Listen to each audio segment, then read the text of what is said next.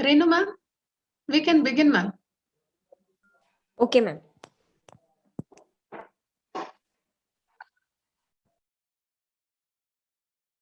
Education is not the filling of a pail, but the lighting of a fire.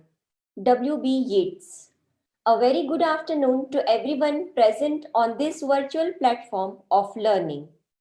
I, Dr. Renu Rathi, Associate Professor at School of Commerce, on behalf of Faculty Research Cell Samshodhana, School of Commerce, Jain Deemed to be University, Bangalore, extend my hearty welcome to the Chief Guest Speaker, Head of Departments, Coordinators, Faculties, and all the participants from various institutions and corporate sector to the national webinar on National Education Policy moving towards implementation. Jain Deemed to be University has always strived to be an intellectual destination that draws inspired students from more than 38 countries to India's Silicon Valley, Bangalore. Jain University has been established with an aim to provide quality education and overall development of the students. Because of its commitment to learning, research, academia, and entrepreneurial development, National Assessment and Accreditation Council has awarded A grade to Jain Deemed to be University. The webinar aims to discuss on NEP 2020 moving towards implementation. ज्ञानवानेन सुखवान ज्ञानवानेव जीवति ज्ञानवानेव बलवान तस्मात् ज्ञानमेयो भव. With this quote above, which means all of the citizens should be educated, we find that on 29th of July 2020, the government of PM, Mr. Narendra Modi has approved NEP 2020 with the aim to transform India's education system by 2040.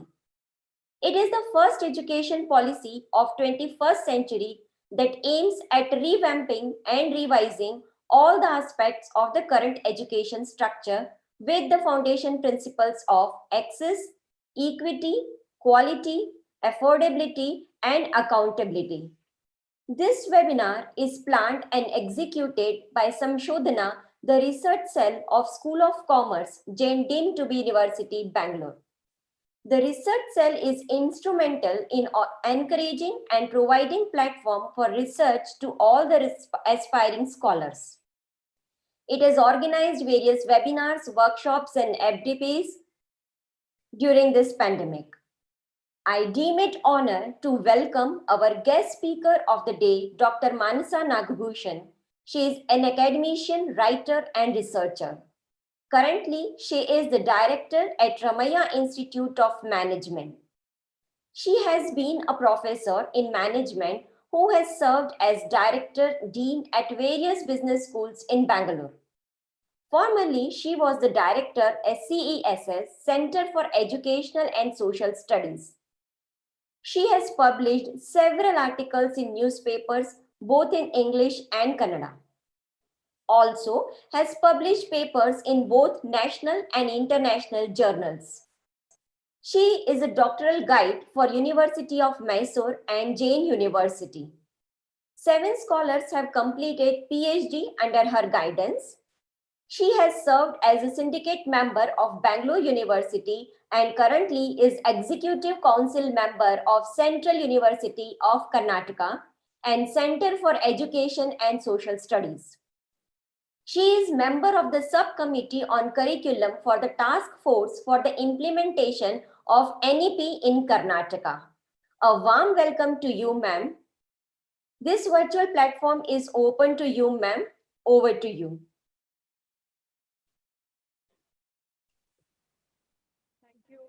Thank you, Renu, for that introduction. And thank you, Smita, for inviting me for this webinar on the national education policy, especially moving towards implementation.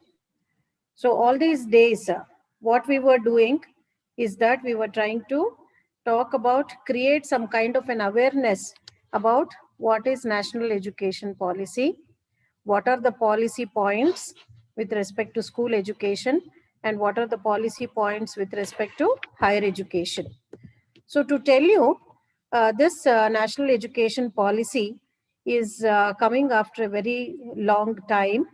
That is, the first policy was drafted in 1968. First educational policy for our country came out in the year 1968. Thereafter, it was in the year 1986. And after 1986, there were some revisions to the policy, and the revisions were made in 1992. And now, if you see, after 34 years, we have come out with this national education policy. This policy is like how we say in case of a democratic process, it is by the people, for the people, and of the people. Similarly, it is one of the kind of policies where it has been emanated from India and it is been given to the country. So why I'm saying is this is because the first two policies, the first policy, however, was built on Macaulay's education system. And then further in the 86 policy, though it was a good policy, we saw that it was incremental to the initial policy. But now the current policy which has been developed after a large number of consultations with all kinds of stakeholders.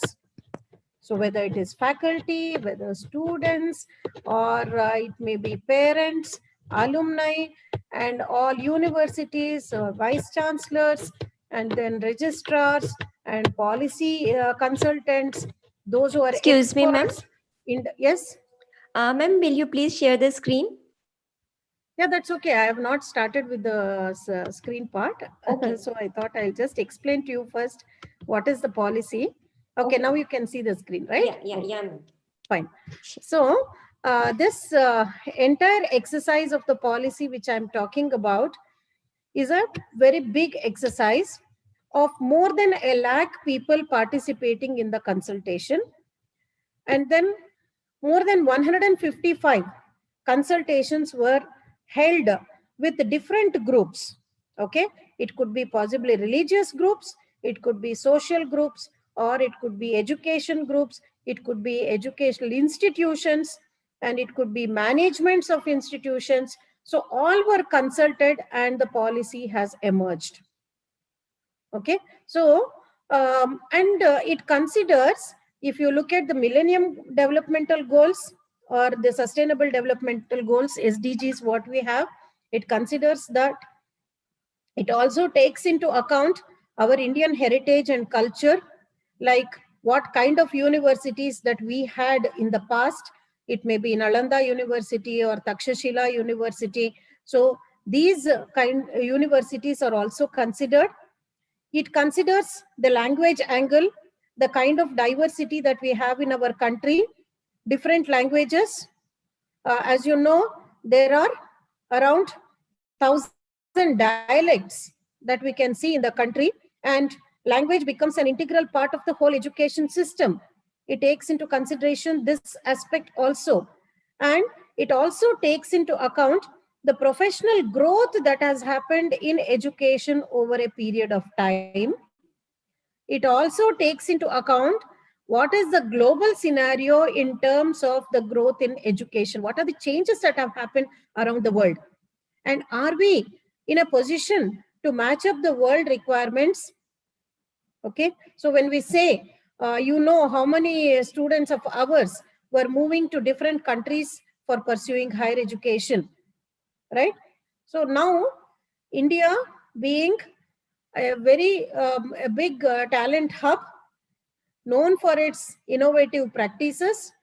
So how are we going to draw countries outside to look towards India in the next few years? So I could tell one more aspect of this policy. This policy is not for the people of the yesteryears. This is a policy for the future of the country. So a child who is now 2-year-old or 3-year-old, that child, if it has to become a person who can contribute to the development of the country, keeping that in mind, the policy has been developed.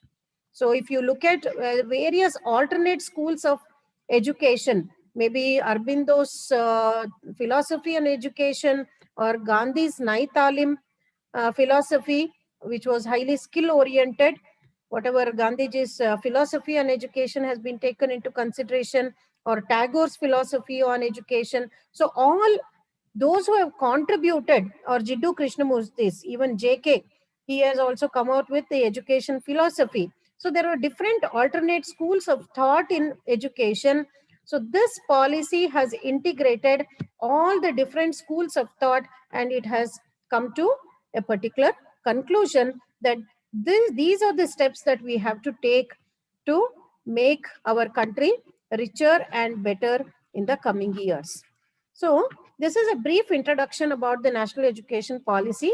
I'm sure that all of us, like whoever is working in any educational institution, all the faculty members have gone through the policy and the policy points. Okay, I'm not going to touch on the policy points now, because we have come one step ahead of knowing about the policy and how the policy needs to be implemented. So we know the policy points, assuming that we all know some of the policy points. I'm only talking about what are the implementation steps that we need to take. That is one. And secondly, I would also like to say, in my presentation, I'm not talking about what the government is doing, what the government has to do with respect to implementation, because governments have already started.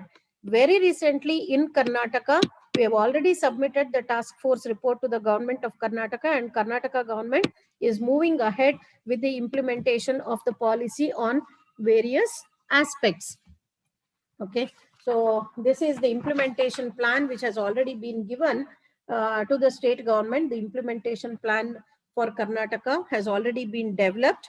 Okay, what all institutions, autonomous institutions have to be developed, or what are regulatory bodies have to be developed, all these have been already planned. So what I'm going to talk about today is that as a faculty member, as an institution, as a college of my kind, what steps I have to take to implement this policy, right? So my thing is that generally when we say policy, you know what happens, we all look forward for the government to take initial steps and then we will follow the line. So now, but this policy is not like that. We need to build an ecosystem within the institutions to effectively implement the policy. So I'm going to touch about what as institutions, what as higher education institutions, as colleges, what steps we'll have to take to implement the policy. So now there is a very convenient thing, especially for the autonomous institutions and some of the private universities, for easy implementation of the policy, because you already have some kind of an autonomy to take decisions with respect to curriculum, pedagogy, as well as assessments. So I'm going to talk specifically to the colleges. If you are all okay, we'll proceed with that, because telling what government has to do, it has already decided. So what we'll have to do as institutions become more important for all of us who are attending the webinar. Okay. So thank you. I'll move ahead with the presentation.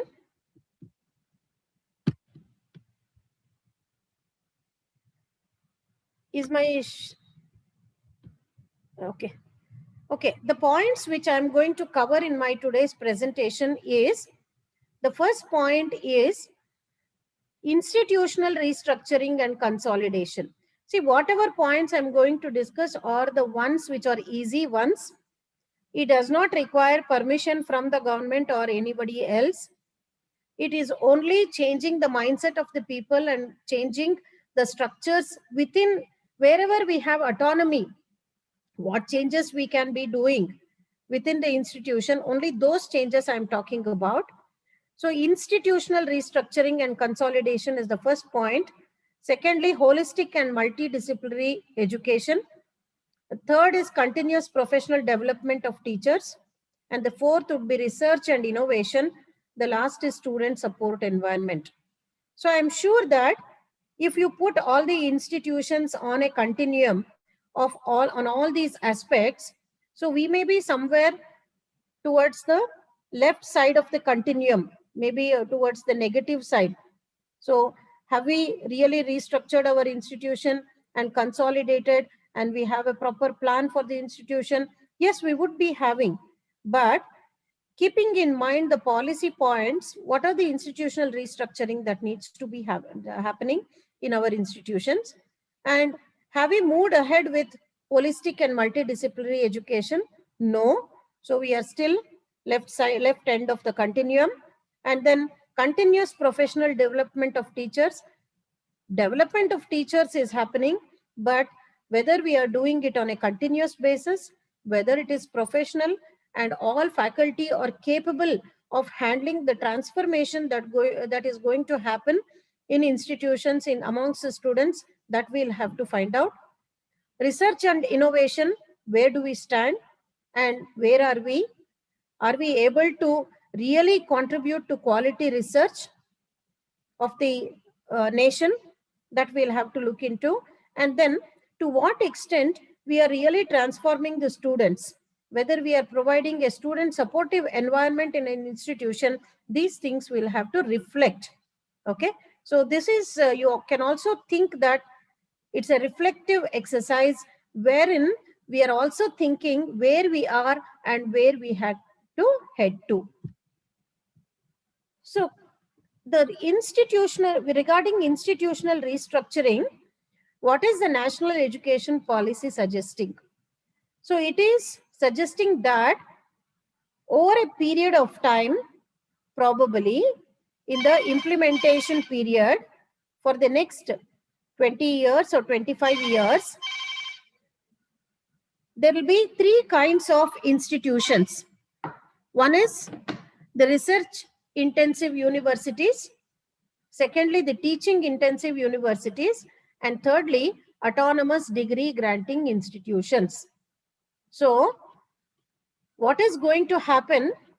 We have concepts like deemed university, we have concept like private university, we have concept like state public university, we have something like central universities. So the map of universities is quite big, right? So now what we are trying to, what the policy is suggesting is that there will be only one thing called as university, and those universities, either they can emerge as research intensive universities or teaching intensive universities. So what is that now? If I am a university institution, what I have to do is I have to build the vision for the university, whether in the next 20 years or 25 years, will our university emerge as a research intensive university, or will the university emerge as a teaching intensive university? So in a research intensive university also you have a teaching component. In a teaching intensive university also there is research. So because we can't live without research, no teaching can happen without research. So research is the foundation for teaching, right? But we have some of the specialized institutions which emerge only as research organizations and research universities. So they are called as a research intensive university.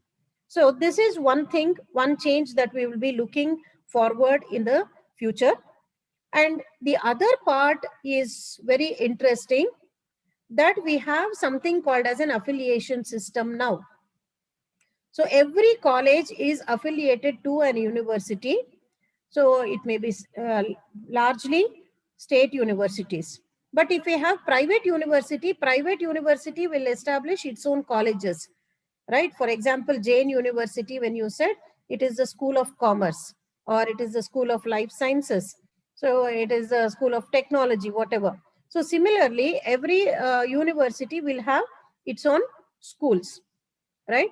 So now in future, what is expected is in the next 30 years, all institutions, any college, whatever you have, becomes autonomous degree granting institutions. Okay, so this is one of the biggest change. So whatever I'm talking today is the third part of it, autonomous degree granting institutions. We have to emerge, every institution has to emerge as an autonomous degree granting institution. So understanding what is autonomy, okay, so how an autonomous institution works, and what in real terms, what is autonomy, that we'll have to think about. And this is what I'm going to speak now in terms of structure. So institutional restructuring in higher educational institutions or colleges, whatever we are talking about, is what is needed. So for this kind of a institutional restructuring, we have generally how it is run is we have a set of promoters, and directly a principal is appointed, and there are a set of faculty who are trying to deliver whatever is required as per the university requirements. So now what is being suggested here is that constituting board of governors for every institution, which is an independent body which will take decisions. See, these are the governance recommendations, governance related recommendations that the National Education Policy has given. So constituting board of governors and academic council. So now any such institution, even now you are free to do it. It is not that the government has to give an order saying that you have to constitute board of governors. No. So you have to look at what is the composition of the board of governors, what nature, what kind of people should be in the board of governors. The National Education Policy clearly says that. And the second thing is establishment of an academic council to set the standards and see that the standards are being followed in the institution. So when we say implementation of National Education Policy, we need not say that we'll have to wait for the government and then we will take up the implementation. Not necessarily. First thing is you need to set up a task force within your institution. That task force will completely understand what is there in the National Education Policy, what are the points, because the policy clearly states all these things. And then this committee or task force will decide what changes will have to be brought in the institutional restructuring. Okay, so National Education Policy is not a macro policy which will be implemented from top down. Top down, all legislations will be done, regulations, regulatory authorities will be established, and the regulatory authorities will play its role. It will create the guidelines, everything will be done from the top end, but there's a lot to do from bottom. Okay, so what is being said for the policy is it follows a bottom-up approach rather than a top-down approach. So constituting board of governors and an academic council for every institution is a must. And then defining the powers and functions of the board of governors so that the whole activity of an institution takes a direction and it is fully streamlined. The third point is getting an institutional leader. Even if you read the complete policy, it also tells about what are the qualities of an institutional leader and what kind of leaders should be taken, not be done on the basis of seniority, only on the basis of the caliber to provide that kind of an institutional leadership should be brought in. And then autonomy has been suggested, academic, administrative, and financial. Okay, so academic autonomy, see, over a period of time, if institutions will have to become totally autonomous degree granting institutions, then it has to have academic autonomy. So what is academic autonomy? Capability of designing its own curriculum and then deciding its own pedagogical practices and finalizing on what should be the kind of assessment that will have to be followed to measure the learning process of the learning that has happened for the students. And then administrative autonomy as well as financial autonomy. Now, because of this affiliation system, we miss all these three things. Financial may be with the hands of the institution, but academic and administrative autonomy is not there, because we are all affiliated. Many institutions are affiliated institutions. We'll have to follow the curriculum prescribed by the university, and then practices. We are already used to a set of pedagogical practices like frontline teaching, that is frontal teaching, just lecturing. So these are the common methods that we have already used to, and we need to look into how these academic and administrative and financial changes will have to be brought about. And then the structure of the institution of the college should be for the purpose of development, and not only for the development of the institution. All these days we were only thinking in terms of the growth of the institution and development of the institution.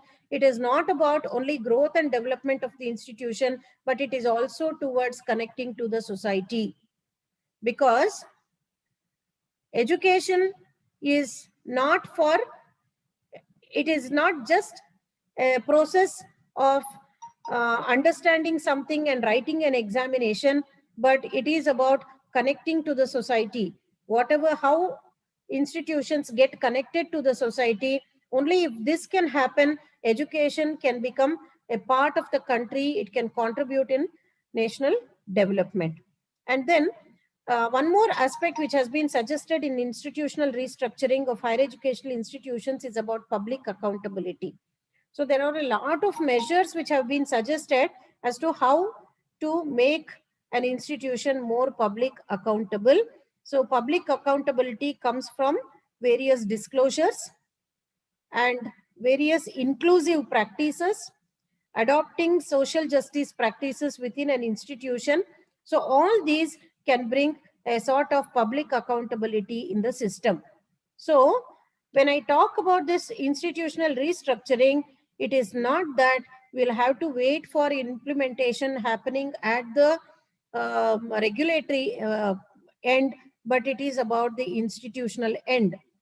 Okay, so immediately after this webinar, we can set up our own task force in the institution, study the policy aspects, and then try and implement whatever could be possible. And then we have to develop a complete plan for the institution for development for the future. That I'll talk about institutional development plan. So when we talk about academic and administrative autonomy, so these are the points that we have to adopt in our institution. We can start programs across different fields and disciplines. Okay, you can start programs, different programs. Even now, because of the digital era, you can develop lot of programs, short-term programs can be developed. You can do it for budding entrepreneurs. You can develop programs in various disciplines. Programs can be developed. So every educational institution should become over a period of time capable of having its own programs across fields and disciplines. Secondly, devise and decide the curriculum. What should be the curricula? What should be taught in the classrooms? What should be the content? How much to be the content? So there's no hard and fast rule, and we need not have sacred cows, because somebody has already developed a curriculum and we have to stick to it 100%. So it is always, we should be in a position to identify what is required. So for example, you may have a question.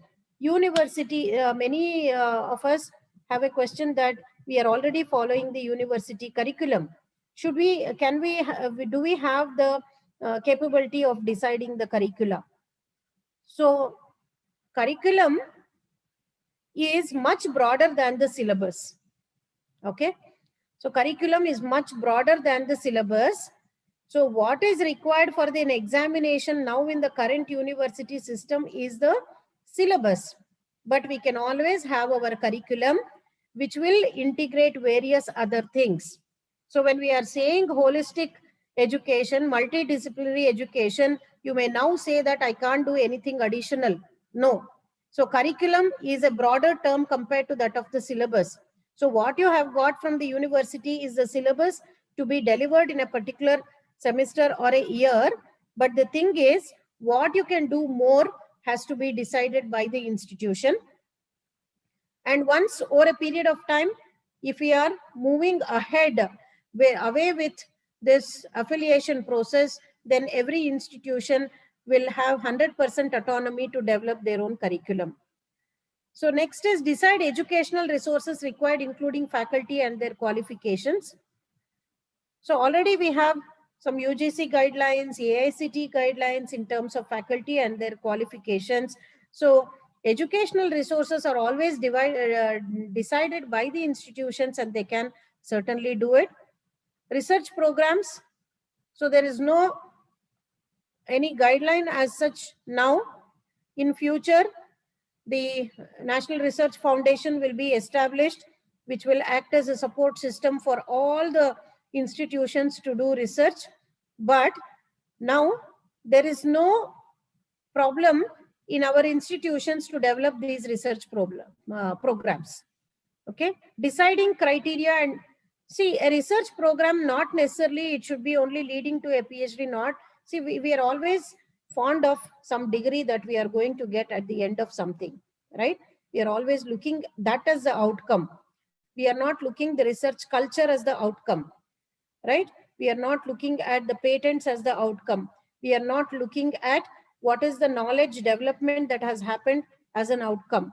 So what is the effect of knowledge development on the students as the outcome? So if we look at all these, then naturally, if we are looking only as PhD as one qualification at the end of this research program, then all the problems will come. That is why there is a lot of dilution that has happened in the PhD processes also, because we are looking at PhD as a degree. But what here National Education Policy talks about is developing research program is lot to do with what as an institution research has been developed in the institute, whether we have a research ecosystem, whether we have a research culture. So these aspects will have to be looked into. Next is deciding criteria and number of students for admission. So we had intakes which were decided by the university, and now autonomy provides us to decide the number of student admissions. But at the same time, it will have a check, because regulatory authorities will check, because we don't want education to be commercialized fully, right? Education has a purpose. There is an agenda for education. So student admission, deciding criteria and number of students for admission, opening campuses, running online digital programs, and control over growth and development trajectory. So what is growth, what is development of an educational institution has to be understood in real terms. Okay, so these are some of the restructuring that can be done. Even today, you can start and do it and move towards implementation of the national education policy. So another thing what we can all as institutions could be doing is develop the institutional development plan. So when we do a task force in the institution, we can start the first activity as the institutional development plan. This forms as a basis for graded accreditation and graded autonomy. So as we all know that we already have NAC, which is an accreditation body. Over a period of time, this NAC is going to become National Accreditation Body. It won't be an assessment body, National Accreditation Body, an overarching body for all accreditation in the ranking, rating, and accreditation in the country.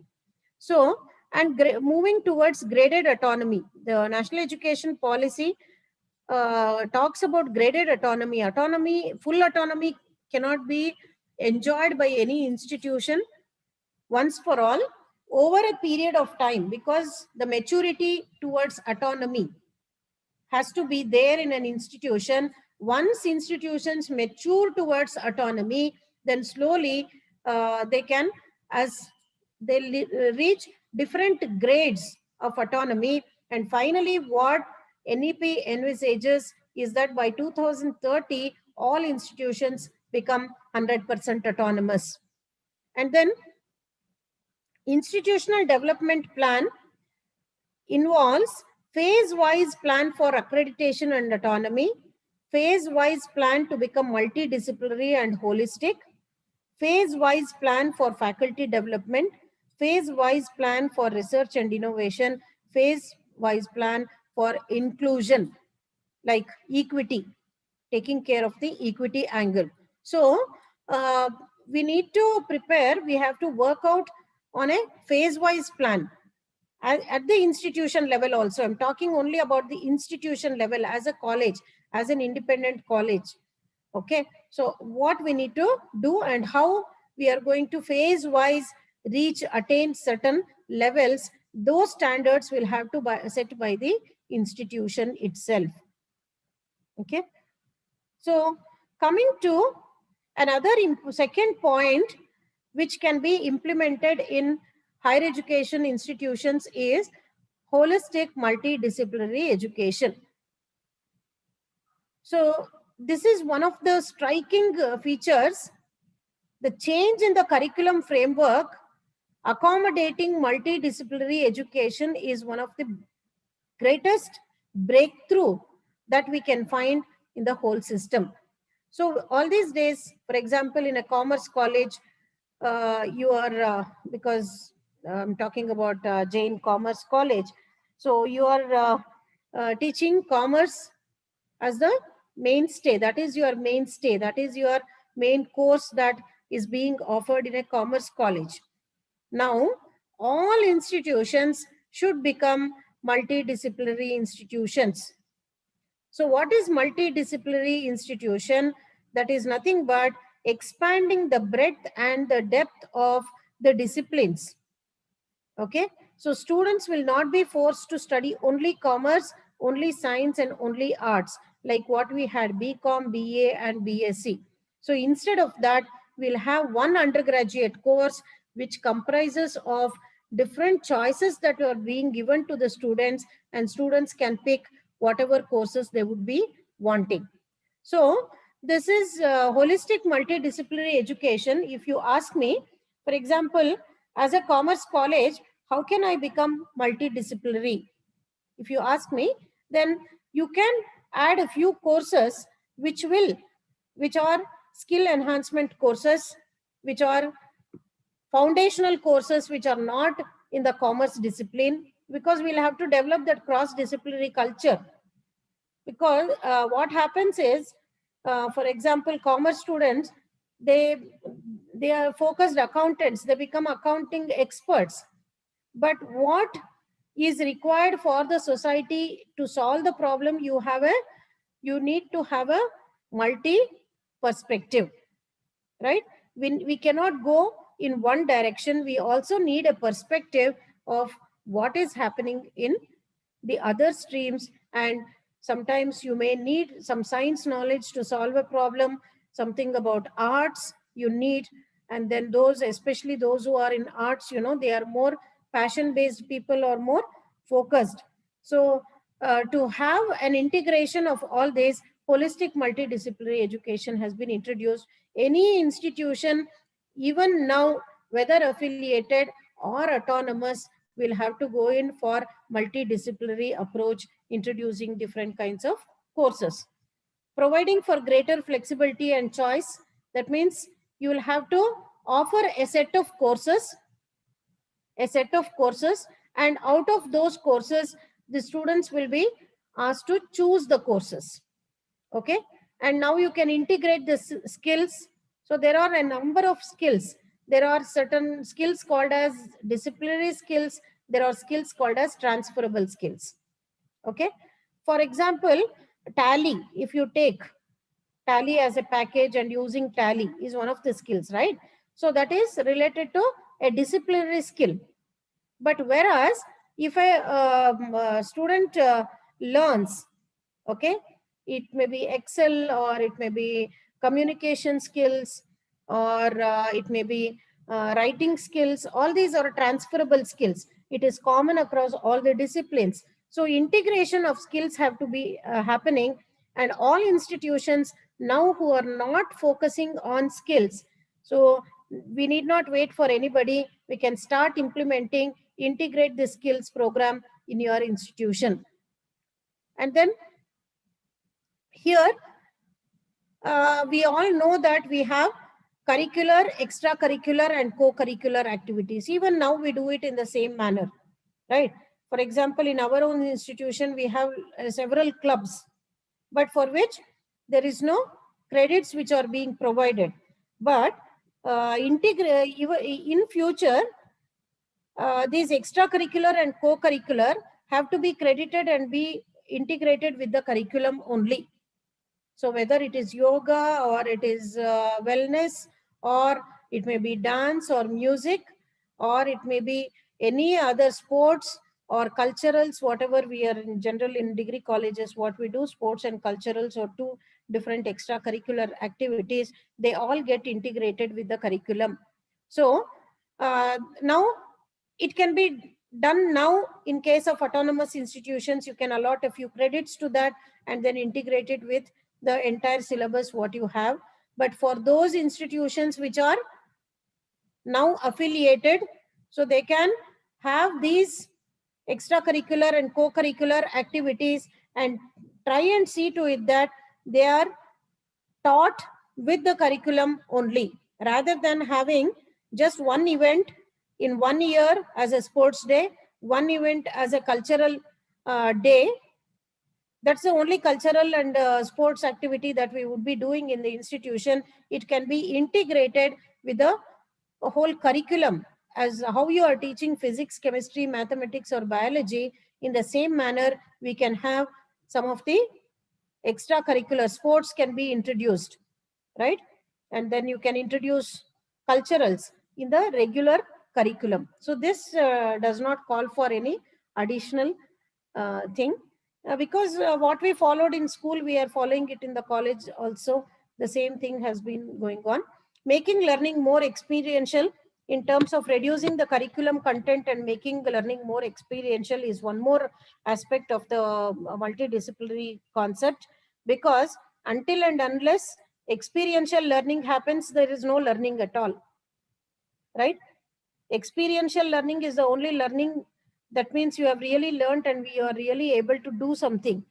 So if you have just gained the knowledge, it may not be real learning that has happened. So making learning more experiential is a part of your holistic multidisciplinary education, and moving from high stake examinations to comprehensive evaluation. Even in university system, I'm sure that we have 30% for internal marks. But what the faculty will do, they will add up some perceptive marks for the internal examinations and pass everybody and give the internal scores. So that happens. We have seen that. There's no doubt about it. Moving from high stake examinations to comprehensive evaluation. So high stake examination, because all these days we were thinking we are doing the whole thing for the sake of examination. Even faculty, as faculty, we believe that whatever teaching that we do is for the sake of examination. Whatever curriculum is designed is for the sake of examination. No, all these examination is a part of the learning. What we are doing is for the sake of learning, and we are in evaluation, we are trying to understand whether they have learned or not learned. Okay, that is comprehensive evaluation. So this is a very important aspect that has been suggested by National Education Policy, and even now institutions can move from this high stake examinations, whatever you have in control. For example, internals you have in control. So move to, instead of doing a midterm examination, you can always move to an evaluation system. The faculty properly evaluates the student as to whether learning has happened, and it should not be based only on the subjects learned. It should be holistic in the sense we should look into the personality of the student, whether learning has happened, and then the contribution of the students in various things. So all these we'll have to see and make it more comprehensive in nature. So this is the 4-year curriculum, this multidisciplinary education, which has been suggested by the National Education Policy, is a 4-year course. Okay, it is not a 3-year course as how we had in case of BCom, BSc and BA, which was a 3-year course. Hereafter, undergraduate programs should emerge as a 4-year program. Year 1 is for understanding and exploration. Year 2 for focus and immersion. Year 3 for real-term learning, and year 4 for deeper focus and concentration. See, just take out the last year, because this deeper focus and concentration is only for those who want to pursue research. Okay, it will be called as an honors degree. If they complete 4 years, they get the honors degree. But if it is only a degree, it will be a 3-year degree. One is you're trying to understand, explore, you will see what are the different courses are there. We have 6 semesters, right? In 3 years, we have 6 semesters. In the second year, you will get into more focus. You will get into greater focus and immersion. So you will be studying a number of disciplinary specialization courses in the second year. And the third year will be with specialization courses.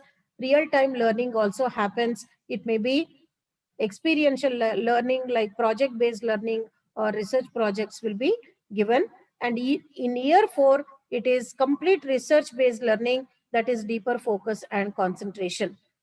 Okay, so this will be the total structure that will come out in future for the multidisciplinary courses, and we need to understand what are the objectives and how we have to do. Even now, autonomous institutions which have an opportunity can always think about, when we fix the papers for the first year, when we set the papers for the second year, so we'll have to see what is the objective.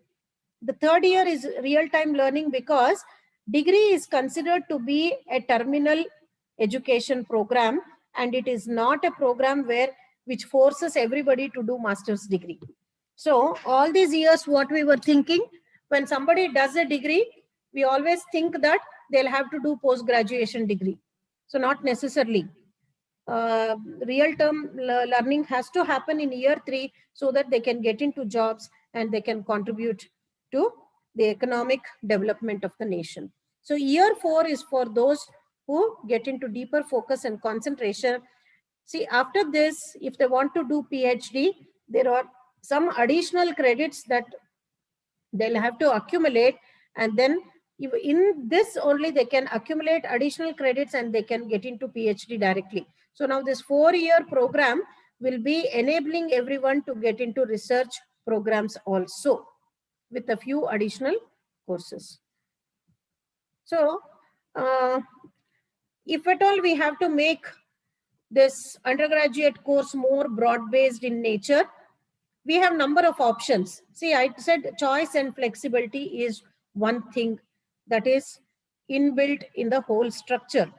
Okay, but if I come to the previous, I missed one point. You all know about multiple exit and entry, because it was a policy point which was much talked about. I did not tell you about that. Year 1 is, after year 1, student should be given a diploma. After year 2, student will be getting, year 1, he or she gets a certificate course. Year 2, she gets diploma. Year 3, a degree, and year 4 will be honors.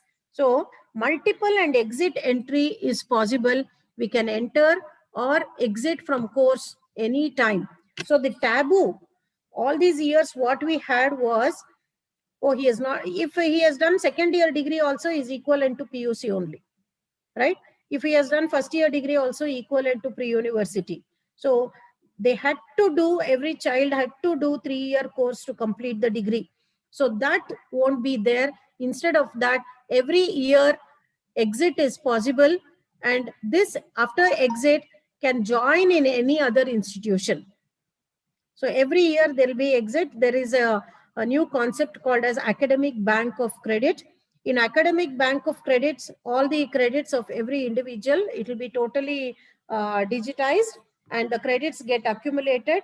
And with the number of credits, the student can go and pursue either second year or third year based on the number of credits which have been accumulated in a given year. So implementation is what we need to do. So we can even now think about those autonomous institutions who are attending this program can start redesigning the programs to 4-year, and even private universities also have equal autonomy to redesign the programs. So I'm talking about what are the alternate options that can be given of study, which is making the course more broad-based in nature. So option 1 is single discipline major, only one discipline. Like for example, even now people prefer, no, I want to study only commerce and I don't want to study anything else. I want to study only science. So for them, the first option is single discipline major, along with all other things, whatever, everything is a credited course only, whether it's languages, general electives, ability enhancement, skill development, occasional courses, extracurricular, everything becomes credited here. So single discipline major is option 1. In option 2, one major and one minor, along with languages and all these things. And option 3 would be two major disciplines, there is no minor. Okay. 4 is one major discipline and one vocation discipline. And 5 is one major and one education discipline. There's also one more consideration that one major and two minors could also be introduced. Everything, it is being played on the number of credits. Okay. So institutions have freedom to set their courses, whichever you want, you can opt. You want to offer three options, 4 options, 5 options, all these different kinds of options can be done in a multidisciplinary course. So this is about the second point, holistic and multidisciplinary education. So because there are a lot of benefits out of this multidisciplinary courses, and especially for women students, lot of benefit is there if you have this multidisciplinary. And then all of us have right brain and left brain. We have certain things as passion, some certain aspects which are logical. So we would like to blend both. It is basically blending the disciplinary courses with that of the arts and skill-based courses. Okay. So a lot of benefits would be there and a lot of options are there. And why I'm talking this as an implementation aspect is even now we can start moving ahead and going and implementing many of these things in our institutions. Okay, the next is continuous professional development of faculty members. So national education policy keeps faculty at the fulcrum. That is, they are the center point of the whole process, because until and unless faculty change, the system cannot change. Until and unless there is professional development of the faculty, whether contribution of research or the teaching learning, or it may be assessment, or it may be pedagogy, or it may be student growth and development, whatever happens, everything should happen through the faculty. So the implementation part of it, right now we can start with a large number of activities focusing on professional development of faculty. So building capacity of existing faculty and the new recruits, there needs to be a complete plan. Adopting best practices in faculty development, more research has to be done in terms of how faculty need to be developed to move to the new system and new structures. Exposure to contemporary pedagogic practices, what is happening in the world with respect to pedagogy, what is the best way of teaching, especially what happens in case of college teachers. We are not exposed to education as a course, right? Now, the multidisciplinary education, those who are aspiring to become college teachers, the multidisciplinary education system will provide for education as one of the course. See, the last one, if you can see, one major discipline and one education discipline along with education and these things. So even if you're in your undergraduation, if you have done education as one of the disciplines, you can groom yourself to be a better teacher once you join higher education. Okay, so that is also possible. Exposure to developing blueprint for faculty development. Okay, so faculty development is the key thing which needs to be done. So we are thinking that faculty are already developed, right? But the thing is, it is a process. It is a process of continuous development. You can take any other course like medical. If you take, you have CMEPs, continuous medical education programs. Okay, whether if you take all professional courses, we have it. Now we are building undergraduate course as one of the professional courses, and hence continuous professional development has to happen in case of faculty. So guidelines for faculty recruitment, career progression, and compensation in each institution has to be developed, and use of educational technology for continuous development of teachers have to be adopted. So all these, there is no direction required from the government of India or government of Karnataka, or it may be whatever any regulatory body, but we can always start with a plan for improving the or professionally developing the faculty of our own institutions. The third aspect is regarding research and innovation ecosystem in institutions. Okay, so if you the policy has already suggested a national research foundation which will seed, grow, and facilitate research and establish linkages between researchers, government, and industry. NRF will take care of this, but what needs to be done? It has to be done at the institutional level, right? To what extent research ecosystem is there in a higher education institution, in an undergraduate institution? What is a higher education institution? It starts from undergraduate education. A higher education starts from undergraduate education. So we are not talking about only postgraduate programs where research will be there, but research is an integral part of the undergraduate system also. So we have to institutionalize research. What is being done now is that faculty, one or two faculty, write research papers, or they would have completed their PhD, right? But the thing is, there is no institutionalizing of research in an institution. So how do we institutionalize? So each institution will have, like just now research, you are conducting this program from a research cell Samshodhana, right? So similar to that, we'll have to institutionalize setting up of a research center within the institution or a research cell within the institution, which will gradually mentor all the faculty and students towards research. And you can also integrate pedagogy, integrate research in pedagogy. So research-based teaching. So instead of starting from the concept, starting to teach from a concept, you can start from a research paper, a problem which has been solved with the help of a concept, right? So we can start from a research paper. So that is also, for this you need mentoring. So those who are experts in this field have to mentor all the faculty to institutionalize research in an institution. So this can be enabled with lot of collaborations, because for in an institution, if we are lagging behind, if we are not doing well in research, certainly we can collaborate with research university and institutions which already have a research ecosystem, right? It may not necessarily national research institutions. We can also collaborate with international universities and international research agencies, so that this research ecosystem will be extended to the institution where you are working. So this, there is no, nothing needs to be done. We can directly start implementing, having a research cell and starting working towards this.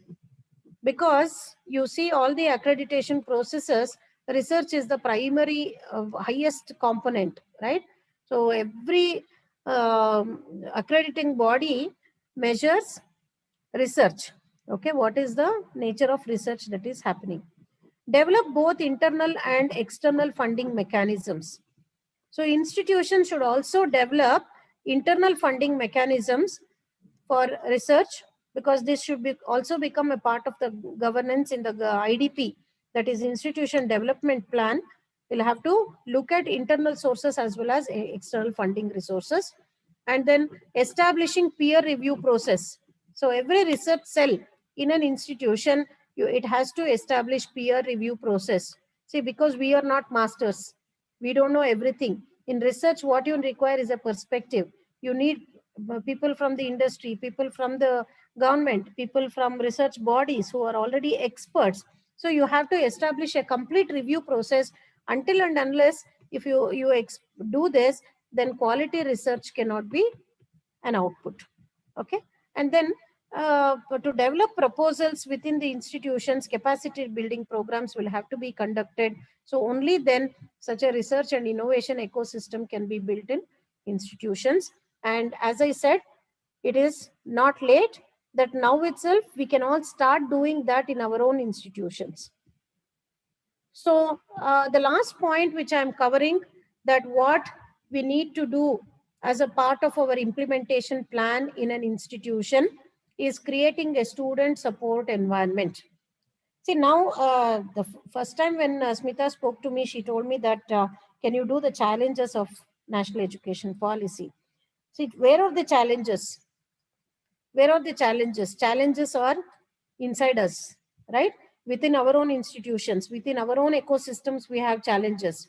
So it is all these days when we say something is not working well in an institution, we used to blame the government, we used to blame the university, we used to blame regulatory authorities. Now, the national education policy clearly states that it is micro level implementation that has to happen. So what changes have to be done at the micro level has to be thought about. So creating a student support environment. How are we going to create a student support environment?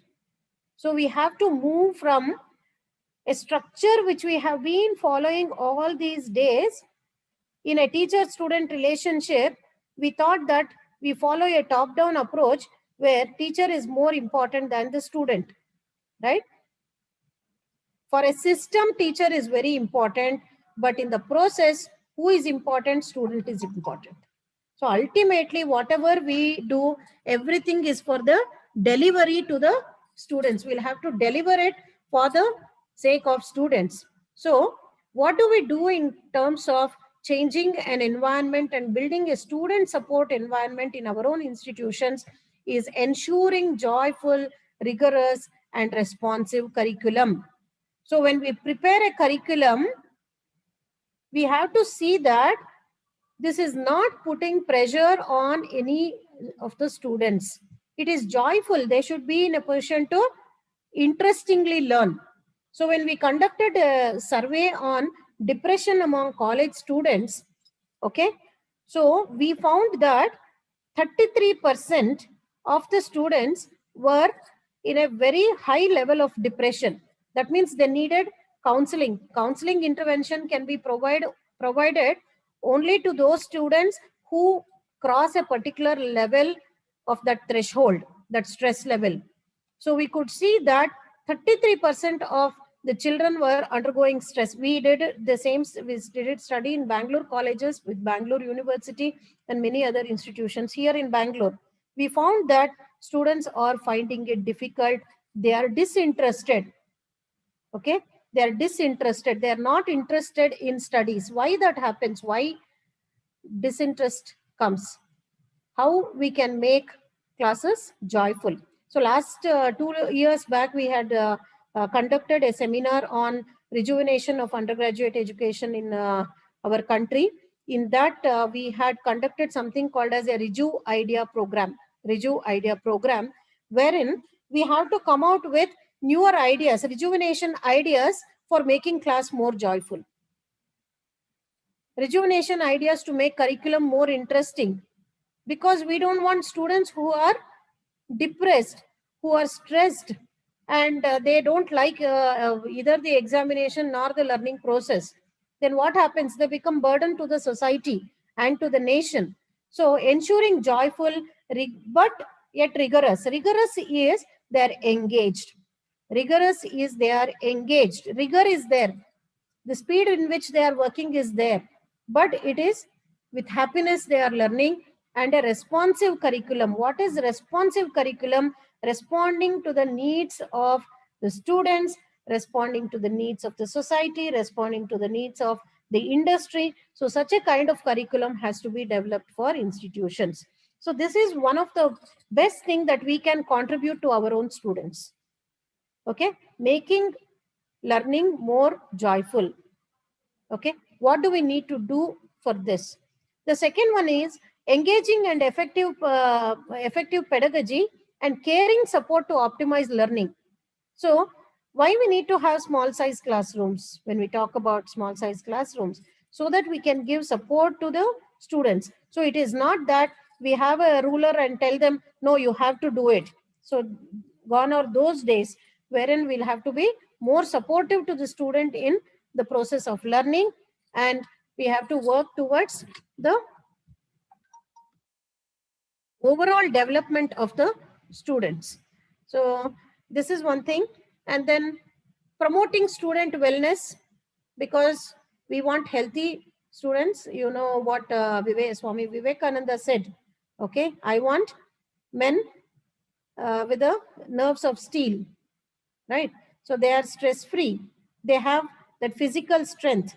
And even Arbindo's philosophy, if you read that, you will come to know he starts from the physical, okay, physical, mental, supramental, like that he goes from one stage to another, the 5 levels. Or when we talk about this Annamaya Kosha, Pranamaya Kosha, Manomaya Kosha, Vijnanamaya Kosha, and Gnanamaya Kosha, what is that, Anandamaya Kosha. So the 5 koshas that we have, it all talks about a overall holistic development of an individual, and our own philosophies are supporting this. So we'll have to look at good health, psychological health, social well-being of an individual, and sound ethics also. Because we are whomsoever we are developing children for the sake of the society and the nation. So if we are not taking care of that, we'll be doing a big mistake in our lives, like not contributing the right kind of people for the country. So we have to stimulate learning experiences, and then provide opportunities for social engagement, because they'll have to learn from the society, and assessment for development and not for judgment. So even when we teach performance appraisal, we talk about why do we do it? It is not for the sake of fixing the salaries. It is for the sake of improvement. So when we do assessments, it is only for the development of the child, but it is of the student, and not for the, being judgmental and critical. You got less marks, and you know the number of suicides that are happening PUC level, like kids commit suicide because they are not in a position to fare well in the examinations. Even marks, if they score even 1 mark less or 2 marks less, they'll be moving towards, they take extreme steps of committing suicide. So let us not do it for judgment, let us do it for development. So all these points, whatever I'm saying, is not my points. It has been clearly explained in the national education policy. Okay, so as faculty, don't you think that whatever I spoke now as creating a student support environment is in our hands? We can implement it. We need not wait for anybody to do it. We need not wait for the government to give orders. We need not wait for the regulatory authorities to be established. We need not wait for circulars from the universities. So nothing we need to wait for. We can implement in our own institution all these steps, whichever I've told you, to a very great extent. We can start working in our own institution. Okay. So moving ahead, First thing, what can be done by the institutions? I've already responded. We need not wait for government action. Okay, that is one thing. Secondly, what are not capital, we can start with those aspects which are not capital intensive. That means we'll have to have a big fund. Okay, so maybe if you have to set up a big infrastructure fund, then it would have been very difficult. But dealing with the students is not, it doesn't require any funds. And then faculty development doesn't require any funds, and adding an additional skill doesn't require funds. So what can be done with existing resources that we can start immediately? So what are not capital or resource intensive that institutions can start, and we can start implementing the policy? And the third point is policies pertaining to different stakeholders. So who are the different stakeholders? Right away, for an institution, we see faculty and students as the stakeholders, right? So at least you can start with policies which are pertain to faculty and students and internal stakeholders. And if you have to go with external stakeholders, it may be little that is cumbersome. So we can only start with those people who are already with us and what changes can be brought in the institution. So we'll have to look for two kinds of measures for implementing the policy: what is long term and what is short term. So without defining the term for implementation, so what has to be done immediately, what can be later, what can be done after the university orders, what can be done after the regulatory authorities are established, and what can be done now. So that's why I've written focus on low hanging fruits. So those which are easy to attain, easy to achieve. Building a research culture is easy to achieve it if at least you have one person in your institution who is a PhD, who has already experienced the research program. So certainly that person can take initiative and guide all the other faculty to develop a research ecosystem in the institution. So like this, the finally what I tell you is that all is in the mindset, and if we decide to do it, certainly we can all do it. So instead of thinking about what are the challenges of NEP, because more so our focus will be on the problems rather than the solutions. So these are plenty of solutions are available. Don't think about what challenges we have, but we can certainly implement very effectively the national education policy. So I close with this. So let's make NEP a reality. So let's all work towards, because it has a lot of effort has gone into this national education policy. Until and unless we put in our efforts, faculty have a very big role to play. Until and unless we make it possible, it is not, we cannot make national education policy a reality. Thank you so much. If you have any questions, I can take it. Thank you. Thank you, ma'am, for such an informative session and taking all of us a step ahead in NEP 2020. The information on institutional restructuring, holistic education, continuous professional development of faculties, and creating student supporting environment has made it elaborate understanding of this implementation of NEP and has also been very insightful to us. Shall we go ahead with some time for questions now, ma'am? Yes, ma'am. 15 Yes. minutes we'll take for questions. Okay. Or Just even a less than reminder that for is the also fine. participants. I'll Please stop be sharing sure. this. Okay. Yes, Yeah. ma'am. I'll give you the questions, ma'am. Just a minute. Thank you. Please be sure to type your questions in the chat box. Before that, I would request please you turn on your videos for photo. The link for the feedback will be sent in the chat box of both Zoom and YouTube. You are requested to fill it and submit it before 4:45 p.m. Now we will take some questions which are there in the chat box.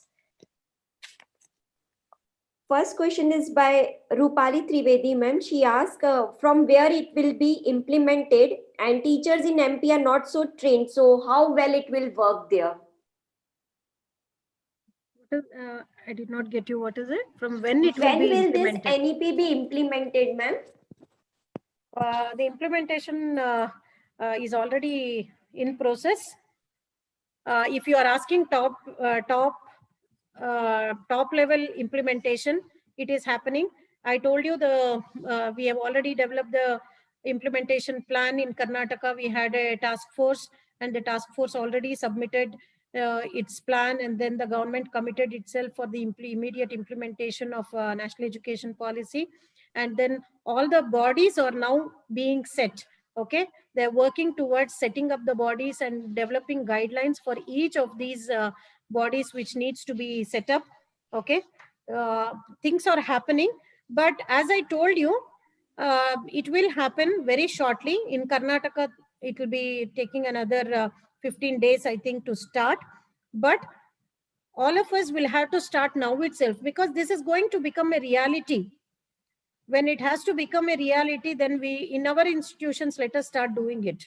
Okay, so implementation will start immediately. Guidelines are being drafted, and at all levels. See, this is the only policy which is being discussed so much across the country, in all the universities, at all levels. Even you know that Prime Minister Modi has also spoken about this particular policy, and we are looking for its implementation very shortly at all levels. Okay. The second question is from Ruma Chakravarti. She asks, will this create greater accountability of the educational system in terms of both research and learning? Of course, in terms of accountability, certainly yes. In terms of research and learning, accountability in the sense accountability to the society. But with respect to regulation, it talks about light and tight regulation. You know that policy has already talked about a light regulation and a tight regulation. So light regulation in that sense, wherever autonomy has to be given. When you are talking about learning and research, autonomy is there, right? So that regulation will be open. Then there may not be conditions. Instead of that, it will promote whatever we are doing. But the thing is, in terms of what is that tight regulation, in terms of financial aspects, in terms of governance, it will be more tighter. Disclosures become mandatory. Commercialization will be stopped. And she also asked, ma'am, that will it bring the changes in the job scenario in the market? Certainly, job scenario is going to change, because teaching becomes one of the lucrative professions for many of us. And then it is going to change because skills are going to be inculcated at a very early age. Because I have talked only about higher education. Even in the secondary education system, we are looking for integrating skills from 9th standard itself. So when 9th standard itself, we are integrating skills, then immediately what happens? They can take up jobs at any point in time. So they become skilled at a very early age. So this has been done to accommodate all the children who are in the rural areas, who are really have local skills, but they are not able to capitalize on that. So skilling is one major component in the entire process, which will change the job scenario in future. One more here, ma'am. Participant has asked, Dr. Rajashekar, is NEP in line with new normal in this pandemic? Yeah, it is with the new normal, because it talks a lot about online digital programs in terms of technology. Okay, but this policy was released before the pandemic, as you, in the sense it was already drafted before the pandemic. And however, very happy that it has accommodated a lot of things in that. And then if you look at the flexible entry and exit, flexible structures, and then digital mode of teaching, all those have been already integrated in this. So it also talks about blended learning, where we'll have to go in for online and offline learning, blending both of these. So I think the policy takes into account any such pandemic in the nation. Another participant, Dr. Alok Kumar, says, ma'am, NEP is feared for it will take education further costly, lead further disparity of faculty salary, lead to the privatization of government university. What is your take? No, actually, I think that's a wrong perception that we are having, because with respect to faculty payments and faculty increment, all these, much has been talked about, and then it won't create such disparities. Instead, it will create a better structure of salaries uh, for all the teachers, because teaching becomes one of the lucrative, I told you already. And then when you say that disparity increases, those who are not able to deliver quality in institution may fade away. They may not continue to do it, because if you are not offering a large number of this multidisciplinary courses, then students will naturally opt for those institutions where you are much more broad based, right, rather than going for a single stream institution. That is also one thing. And privatization, when you are talking about, the policy has very strictly talked about lot of regulatory aspects for private institutions. It encourages only philanthropic private, but not commercial private.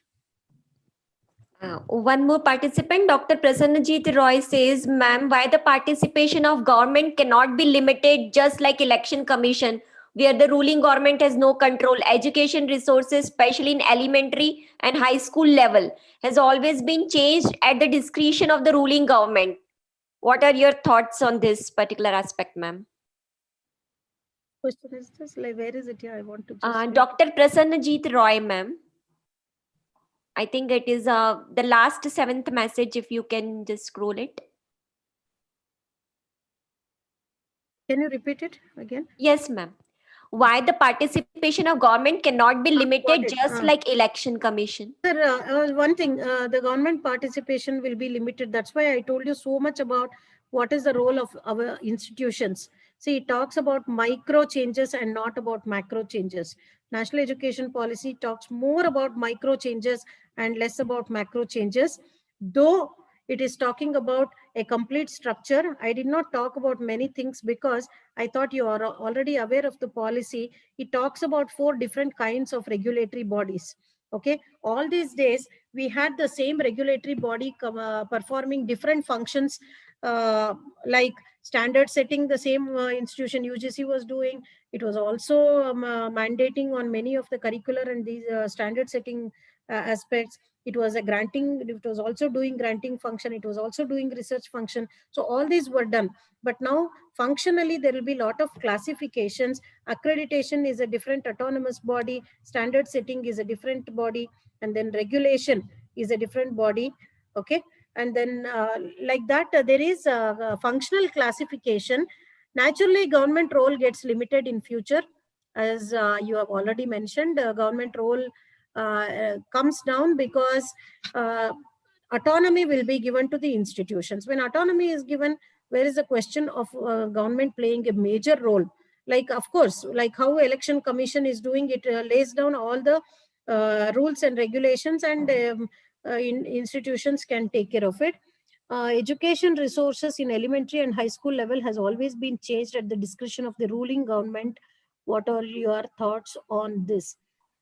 Education resources in terms of sir, much has been talked about the school education, sir, but I did not focus on this. Several changes which will bring a different environment in the school education is going to come because of this national education policy. But most of these have been left to the state governments. Many of these decisions have been left to the state governments. I don't know if ruling government will make such changes. We'll have to see, sir. I'm not aware of this the response for this question. Yes, ma'am. There are a lot of questions, ma'am.